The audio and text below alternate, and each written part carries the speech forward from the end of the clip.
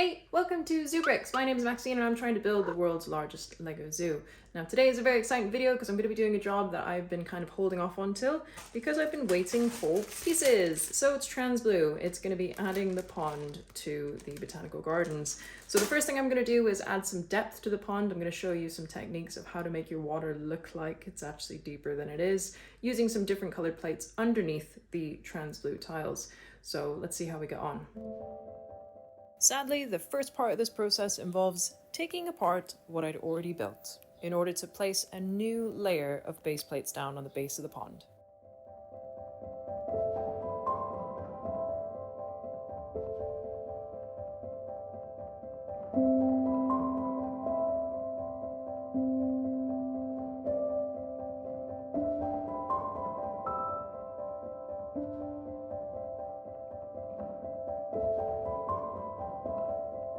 So I'm just in the middle of actually raising the base of the Botanical Garden pond by one plate, which is really annoying because obviously I wanted to create a bit of a color gradient underneath the water before I put the translucent blue tiles down. But obviously if I had just added a little bit of light blue and left the base plate blue, then there would have been this weird step in the water, which is completely unnatural. Which means that I had to raise the entire thing with one plate.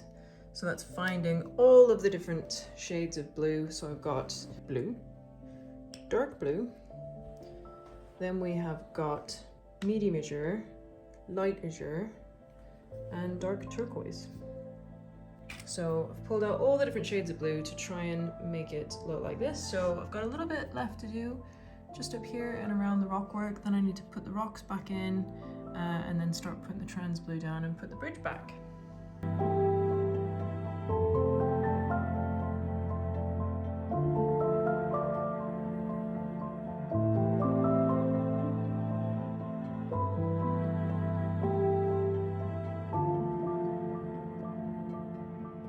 Okay, so I've finished placing all of the plate into the pond, and I've done like little highlights around the edge where the water would kind of touch the edge and kind of be a little bit lighter in color. And then I've also gone around and put lighter colors around where the rocks would have been. Around the base of the dock is really dark because people might want to dive off the dock. And then there's another lighter area there ready to slot this rock in. But I haven't pushed any of them down yet, they're all still loose, because there's nothing worse than trying to get plate up in this situation. So I want to make sure that I'm 100% happy before I push them all down.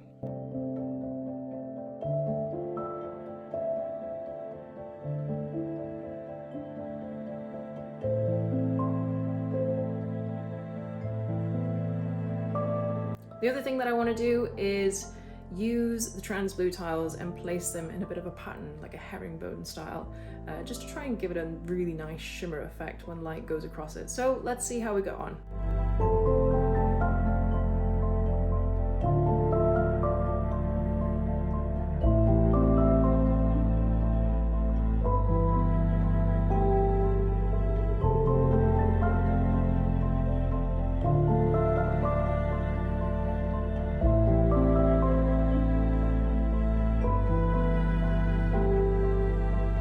Right, that took a lot longer than what I thought it would do, but it is placing lots of individual pieces, but I'm super pleased with how it looks. So check it out.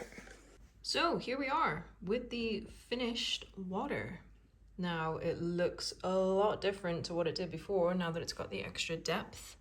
And I used 4 different colors of blue in there. So the lighter blue around the edges and around the rocks and the tree. The darkest part of the pond is at the end of the pier here. So when you think about how a pond actually is, obviously the deepest points generally are in the middle. So I've used all of the dark blue kind of up the middle and around the base of the front of the dock there.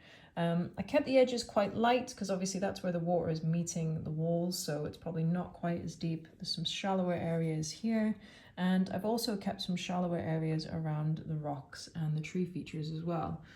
Underneath the dock it is quite dark. I've used less light blue under there because it is quite shadowy under there. There's a lot of shadows casted by the bridge and the wall, so I didn't want any bright blue under there. So I just wanted to try and keep it, or kind of create that naturalistic look. And then there's the 8 koi that are living in this pond. And that's from the 4 Botanical Garden sets, because there was 2 koi per set. And I've laid them out in a fishbone pattern. And I think it looks pretty smart. There we go. So when you catch the trans blue tiles in the light, the fishbone pattern really shows up there. I'm pretty pleased with how it looks. It's obviously taken a lot longer than what you would expect it to take just to do that section there, but it does look a lot smarter. I kind of wish that the water level was a little bit higher than where it is now, but you know, it kind of adds to the whole depth of this area of the zoo, so it does look quite deep, the water. I'm not over pleased with the top of how this wall looks. It'd be nice to tile that off a bit like what I've done around the pond. The studs just make it look a bit rubbish. I tried to cover them over with a bit of plants, but yeah, it's just, I'm not really happy with that finish. I might find some tile or something nice to put around that edge. A few of you have suggested putting some animals in here, like a turtle or flamingos or that, and that would be a great idea. However, then I would have to either build an aviary or some sort of like area for managing those animals, and I don't really want to ruin this with that, so it'll just stay with koi for now. It'll just be a nice kind of chilly out feature, because it would be nice to extend on this side and do like some picnic tables or a bit of a play area or something, so it's kind of like a chill out area of the zoo. So I'm not going to put any animals in it other than the koi. Anyways, I hope you enjoyed that build, and do let me know in the comments what you think about my pond depthness and the details on this. I would love to know what you think. And if you haven't done already, please do remember to subscribe to the ZooBricks channel and like this video, and I shall see you very soon. Happy building!